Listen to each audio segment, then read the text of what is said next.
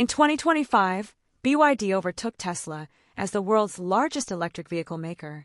The Chinese automaker sold 2.26 million EVs, while Tesla delivered 1.64 million, marking a nearly 9% drop for the American brand. So why is BYD selling more? First, BYD offers a broader product lineup. Unlike Tesla, which focuses mainly on premium battery electric vehicles, BYD sells both electric and plug-in hybrid models across a wide range of price points. This appeals to more customers, including those in markets where charging infrastructure is limited or price sensitivity is high. Second, BYD benefits from competitive pricing and vertical integration. By producing many of its own components, including batteries, the company keeps costs lower and can offer vehicles with more features for less money. Third, BYD has a strong domestic base in China, the world's largest EV market. The company dominates the local market, giving it a solid platform for global expansion. Speaking of expansion, BYD is rapidly growing internationally.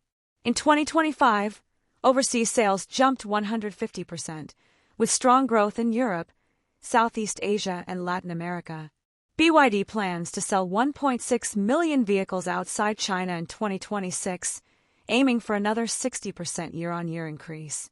Fourth, BYD responds well to consumer needs. Its cars include advanced features as standard, such as driver assistance systems and fast charging capability, making them practical and appealing. Finally, Tesla faces several challenges. Sales have been affected by increased competition, the expiration of U.S. tax credits, and brand controversies surrounding its leadership. In some markets, like Germany, Tesla's deliveries have fallen, while BYD continues to grow. Overall, BYD's success reflects a multi-layered strategy, a diverse product lineup, competitive pricing, strong domestic scale, rapid global expansion, and practical features that meet consumer demand.